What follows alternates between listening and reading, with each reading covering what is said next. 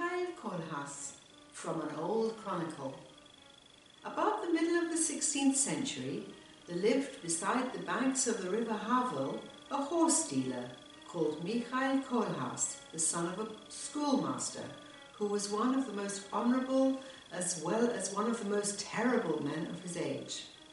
Until his 30th year, this extraordinary man could have been considered a paragon of civil virtues. In a village that still bears his name, he owned a farm where he peacefully earned a living by his trade. His wife bore him children who he brought up in the fear of God to be hard-working and honest. He had not one neighbour who was not indebted to his generosity or his fair-mindedness. In short, the world would have had cause to revere his memory had he not pursued one of his virtues to excess. But his sense of justice made him a robber and a murderer. Hello everybody, here we are again with the literary ants. What you have just heard is the first paragraph of Mikhail Kohlhaas, a milestone in European literature that Heinrich von Kleist wrote in 1808 and published 2 years later in 1810. From Kleist's letters we know that at that time he was in desperate need of money as usual, and at the same time he was struggling with the Prussian censorship. And he was trying to get an advance from his editor on the publication of 2 collections of stories. So he was seeking his fortune as a writer. He was well known for his plays, both comedies and tragedies, but he was not that known for his prose production. And when Mikhail Kohlhaas was published, the reactions of readers and critics were enthusiastic, because Mikhail Kohlhaas was welcome as fresh and original and new, because this character was represented by Kleist in a completely new way. In fact, when you read Mikhail Kohlhaas, you're sitting on the edge of your seat because you want to know what's happening next. It just goes. The pace is amazing. It's very, very fast. Mikhail Kohlhaas was a historical character. Heinrich von Kleist didn't make it up. He was told a story by a friend, then he looked for it and found it in an old chronicle. So he actually did his research to find the facts of the story. He found it in an old chronicle from the 17th century, right before the 30 Years' War. 3YW. Yeah, and we hope that this concept rings... 330. Yeah. 30. Yeah, rings some bells. Yeah, a few. Did he change the story at all? Did he adapt it to his time? Well, or to his readers? Yeah, he changed some details. And in particular one, he changed the name of the hero. The real name was not Michael, it was Hans Kohlhaas. That's a boring name. The change of the name of the hero was crucial for the impact of the story on the audience, of course. From Hans to Michael? From Hans to Michael, because Michael was the name of the Archangel Michael. Ah! Yeah, he's the head of the Celestial Army. Of the Celestial Army. The army, well, he is the guy who defeats the devil. Yes, he's an important character. That was a clever choice. Well, religious iconography plays a very important role in this situation, and Kleist knew that. Yes. Yeah, but getting back to Mikhail Kohlhaas, he deeply trusts, he's a man, a relatively young man, who deeply trusts public institutions. He firmly believes that those institutions can provide him with justice. A very middle-class feeling. Yeah. Yes. When Kohlhaas realizes that this is not the case, he chooses to step out of the social contract. Jean-Jacques Rousseau. Yeah. 1792. And he steps out of this contract which should provide him with justice and rights and so on. And he tries to get his rights back by himself. Well, a normal supposition, if you think you're in the right. It's an innate sense of justice that we all human beings have.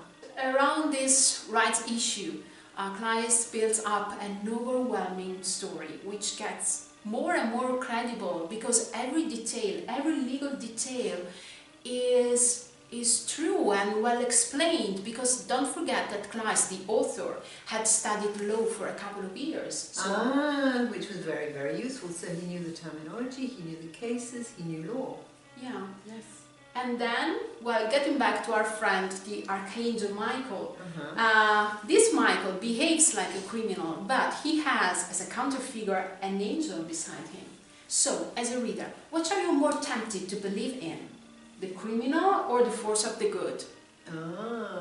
I bet it's the angel. It's the angel, of course. That's very clever. That's brilliant. But as a reader, because we are readers, I have a big question to ask. Because I read Michael Kohlhaas for the umpteenth... Michael. Okay.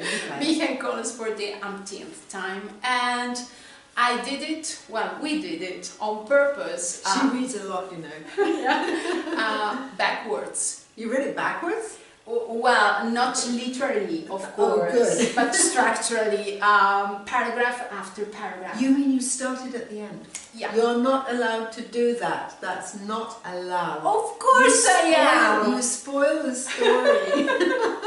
Yeah, but you know how it finishes. You wreck the story. I already knew that. Come on, Kate, that's not a problem. So maybe here the ending is not what's important.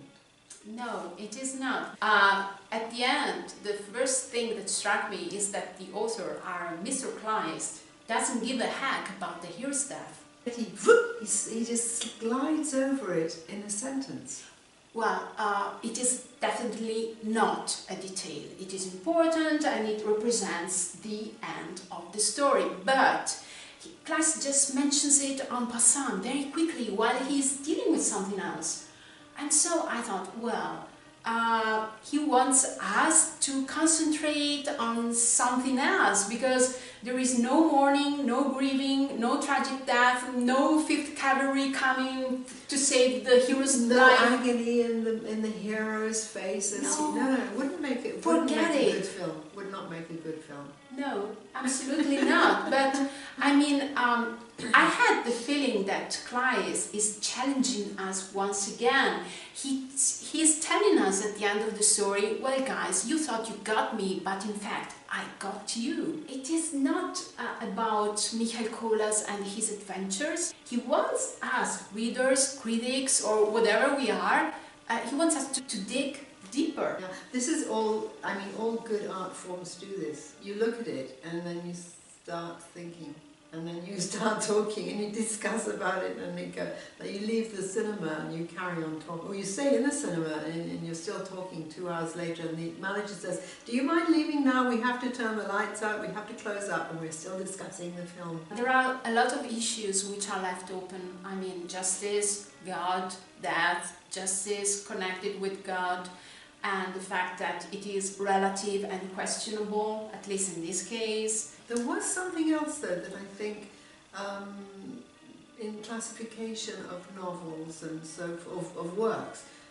you particularly said that this is not to be called a novella because the novella has connotations of some kind of frivolous story. You just want to classify it as a masterpiece. Yeah. Because we don't work with labels. Yes. You know, literature needs labels. We know that. Labels are like drawers where you can very easily and very quickly put... your socks away. Yeah. Authors, words, T-shirts. Everything. Yeah. But Kleist, he's different. He doesn't fall into any literary classification. He's an outsider. We have always said that. And another thing, what would you think if we told you that Michael Kohlhaas is a novella, that you are going to read a novella? And It sounds boring. Yeah, sounds boring, outdated. Maybe you think that we are kidding you. We are suggesting you something which hasn't got anything to do with the contemporary world. And I mean, in the book, it's only these pages here. It's a very, very short work. Our suggestion now is, not only with Michael Kohlhaas, of course, because we did exactly the opposite.